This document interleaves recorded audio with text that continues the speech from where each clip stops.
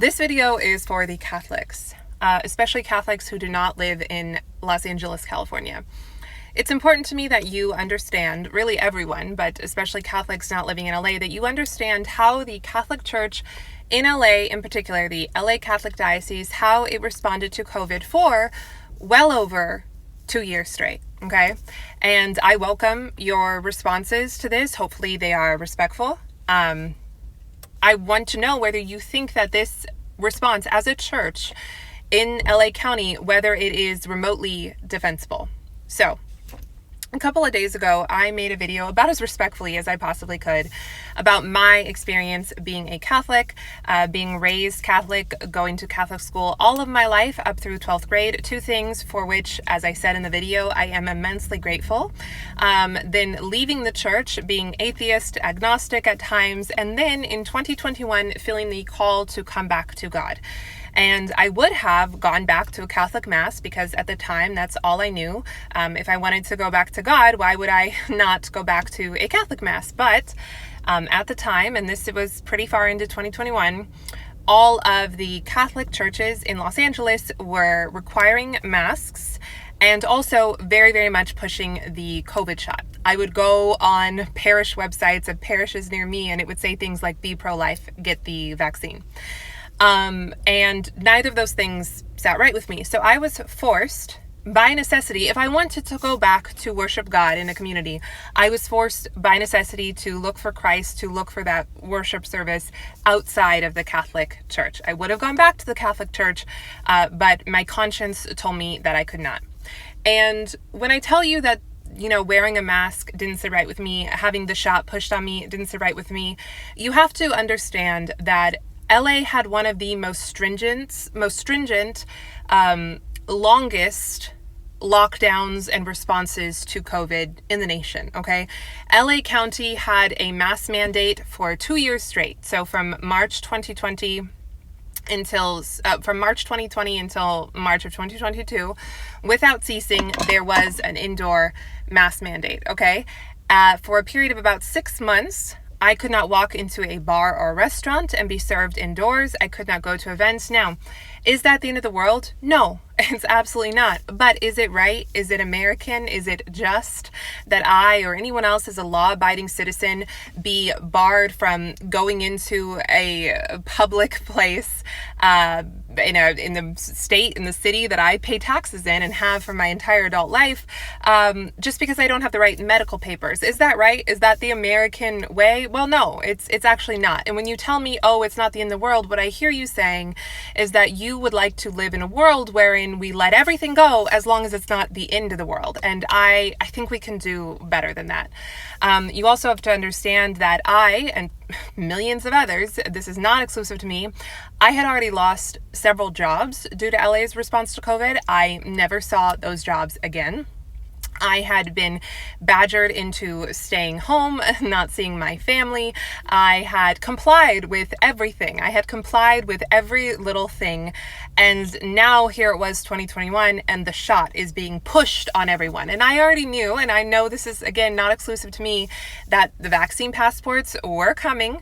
I knew they were coming. And this had already been over a year of having things pushed on me and giving up my jobs and giving up my family and giving up everything with nothing in return for a disease that I had already gotten natural immunity to, was no big deal for me. I mean, it was just constant in LA and it would go on basically until March of 2022, although we didn't know that at the time. So I was not about to, especially as someone newly reconverting, someone newly coming back to God, I was not about to subject myself to another instance wherein I would have to put on a mask and have to lie and have to pretend like these were doing something, have to pretend like I'm sick when I'm not. And I'm not going to subject myself to having the shot, being encouraged that I get the shot, let alone coerced or anything else. I was just not going to voluntarily subject myself to that. So I went elsewhere. So to the Catholics who were upset at my prior video, which was again about as respectful as I could possibly make it, I need you to tell me whether the following the following behavior from LA Catholic Diocese, whether that is defensible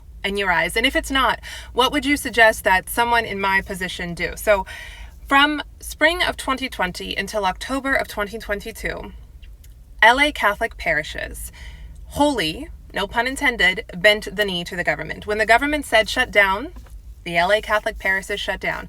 Now, I understand that that was not exclusive to Catholic churches, not at all. Many of us did things in the beginning that maybe in hindsight wasn't really the right thing to do. We were all scared. We were all navigating this. I get that. However, my issue is that it went on for so long. Same issue I have with the government. I don't mind that we had the first 2 weeks or even the first 2 months of this. I am a reasonable person and I understand people were scared and I understand some people were dying. I get that. My issue with the Catholic Church in LA is the same issue I have with the government in Los Angeles. Why did it go on for so long? Why did we continue this for over 2 years? That is my question. So when they were told to shut down, LA Catholic parishes shut down. When the government let them open up outdoors with masking and distancing, LA Catholic parishes opened up outdoors with masking and distancing. When the shot became available, every single Catholic parish in Los Angeles heavily encouraged the shot. Obviously, the Pope said that it is a moral obligation to take the COVID vaccine. You could not find a Catholic parish or a Catholic priest in Los Angeles who would support you, mentor you, sign off for you on a religious exemption because they had been forbade from doing so by the Archbishop of the diocese. And please, if I'm wrong on this, please correct me. The Archbishop of the diocese said we are not doing religious exemptions for the COVID shot. And then in June of 2021, because the government said so, LA Catholic parishes fully reopened. However, unvaccinated parishioners were supposed to wear a mask, and so were parish employees and also volunteers. And that rule, such as it was, stayed in effect until October of the next year. So we're talking from June of 2021 until October of the next year, masks for unvaccinated people, okay? Why did that go on as it was from spring of 2020 till October of 2022? Why did that go on for as long as it did? And I want to make something really clear here. You can say, oh, we were all in a hard place and we were navigating this together and we just wanted to, listen to what the government, their guidelines and what they were telling us. But you cannot excuse that the Catholic parishes would not offer religious exemptions in Los Angeles because the government did not tell them that. The government didn't say, hey, you can't offer religious exemptions, you can't sign off on religious exemptions, you can't support your congregants, your parishioners in getting religious exemptions. That was a choice made by the higher-ups, not in the government, in the Catholic Church. That was a choice. And that, to me, especially feels like a slap in the face because that was not the government, that was not the police, that was not anyone holding a proverbial weapon to your head and saying do this or else. That was a choice that Catholic parishes made, that Catholic higher-ups made to go above and beyond. It feels like a slap in the face, okay? Now, I cannot speak to how other Catholic parishes or dioceses the world over or even nationally responded to COVID. I can only speak to the LA Catholic Diocese. I think the LA Catholic Diocese showed their true colors during the pandemic for 2.5 years. I think they showed that they worship and fear the government more than they worship and fear God. And once again, I understand that churches, parishes were put between a rock and a hard place. I really do get that. I offer a lot of grace for the way that organizations, businesses, people, whoever responded for the first couple weeks, even the first couple months. I was not an immediate contrarian. I followed the rules for a very long time. That's why I am so passionate about this, because I followed the rules to the T, and yet LA County did nothing to look out for me, did nothing to make sure I could go back to work, did nothing to make sure I could make my own medical decisions, etc. So I do understand that parishes were put between a rock and a hard place by the government. What I don't understand is bending the knee for more than a couple months. That is where I have a hard time, because you know what? We all were put between a rock and a hard place. Businesses were put between a rock and a hard place. So were business owners. Individuals were. And yet I know so many business owners, even in strict LA, who stood up. I know so many individuals. I am one, even in strict LA, who stood up. I stood up even when it was hard. I stood up even when I lost jobs. I stood up even when I lost money. I stood up even when I lost opportunities and friendships and relationships. I stood up even when I lost access to certain public spaces and amenities and comforts. I stood up. But you know what I didn't have to lose access to? I didn't have parishioner donations. I didn't have congregations donations. I didn't have those donations rolling in that I wanted to keep. And in my view, any church, this is not exclusive to the Catholic Church, not exclusive to Catholic churches in LA, any church, whether it be Catholic or otherwise, whether it be in LA or otherwise, any church who bent the knee to the government for more than, let's say, a few months, the reason they did that is that they did not want to lose those donations. They did not want to do what was right. They did not want to do what was truthful. They did not, in the case of the LA Catholic churches, even want to support their parishioners who did not want or need a certain medical treatment in getting religious exemptions for that medical treatment, because they wanted those donations to keep rolling in. And I think that's abhorrent. And again, I know it's not exclusive to the Catholic Church, but this was a top-down thing amongst LA Catholic parishes, because that's what happens when you have a big body like the Catholic Church. You can't just go to the next church over because you don't like how your pastor or whoever is handling COVID, because all of the LA Catholic churches were handling it the same way. So what do you do if you're a Catholic in LA? Everything I have just laid out for you is one of the reasons why I am no longer Catholic. You have to understand that I was going to go back to a Catholic Mass. I couldn't go back to a Catholic Mass at that time and for over a year after, and maintain my integrity, maintain a good conscience, maintain an understanding of the fact that I'm not sick, that I don't need to fear, that God tells me not to fear. Why would my shepherd, why would my priest, why would my pastor ask that I do that?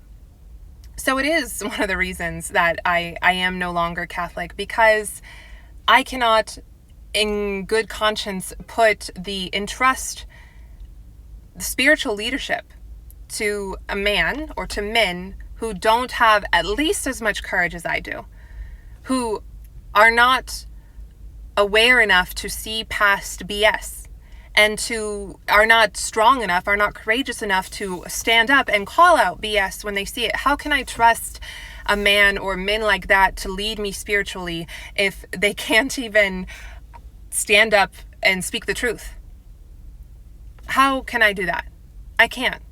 So that was the response that the LA Catholic Diocese as a whole had to COVID for, again, well over 2 years.